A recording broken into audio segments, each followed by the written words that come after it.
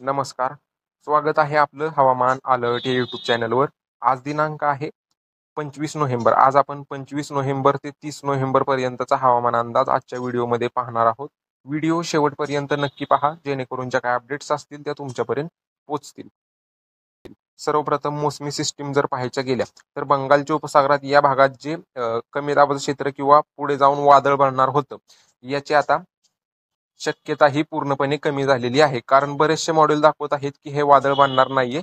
असंच याच भागात जी सिस्टीम आहे ही संपुष्टात येण्याचा अंदाज बरेचसे मॉडेल सध्या दाखवत आहेत. उर्वरित श्रीलंकेच्या आसपास एक चक्राकार हवेची स्थिती सक्रिय आहे. आता ही चक्राकार हवेची स्थितीचं रूपांतर इकडे कमी दाब क्षेत्रात होऊन असंच ही उत्तरेकडे जाईल किनारपट्टी करत. तसेच डिप्रेशन सुद्धा बनेल, विशाखापट्टणमच्या आसपास येईल आणि ही सुद्धा सिस्टीम या भागात संपुष्ट होताना मॉडेल्स दाखवत आहे. त्याच्यामुळे थोडंफार आपल्या राज्यात या सिस्टीममुळे 5, 6 आणि 7 डिसेंबर रोजी ढगाळलेलं हवामान मराठवाडा असेल, मध्य महाराष्ट्र असेल, तसेच दक्षिण महाराष्ट्र असेल, ढगाळलेलं हवामान होणार आहे. तशा अपडेट तुम्हाला त्यावेळी आपण नक्कीच देऊ. यानंतर सध्या जर महाराष्ट्राच्या जवळून दुपारच्या 11 वाजताच्या सॅटेलाइट इमेजमध्ये जर पाहायचं गेलं तर सध्या इकडे धाराशिव, साताराचे दक्षिण भाग असतील, कोल्हापूर असेल, सांगली असेल, सिंधुदुर्ग असेल, ढगांची निर्मिती बऱ्यापैकी होत आहे या भागात. तसेच इकडे धुळे, नंदुरबार, नाशिकचे उत्तर भाग या भागात सुद्धा, अमरावतीच्या उत्तर भागात सुद्धा ढगाळलेलं हवामान सध्या अंशतः सक्रिय आहे. उर्वरित सुद्धा मध्य महाराष्ट्रात सुद्धा अंशतः ढग निर्माण आहेत. विदर्भात सुद्धा अंशतः ढगाळलेलं हवामान सध्या सक्रिय आहे.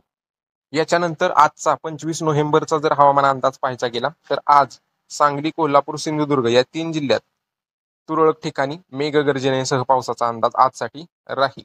तसेच सातारा, रत्नागिरी आणि सोलापूर या भागात सुद्धा स्थानिक ढगनिर्मिती झाली तर एका दुसऱ्या ठिकाणी मध्यम स्वरूपाचा पाऊस एका दुसऱ्या गावासाठी होऊ शकतो. हा पाऊस या भागात जो पडणार आहे हा सार्वत्रिक नसेल.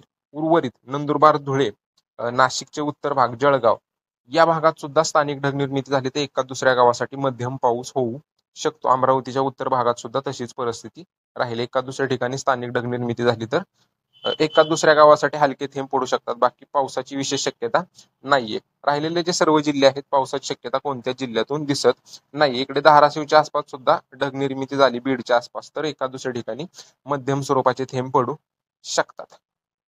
बाकी उद्यापासून 26 नोव्हेंबर ते 30 नोव्हेंबर राज्यात पावसाची शक्यता ही पूर्णपणे दिसत नाहीये.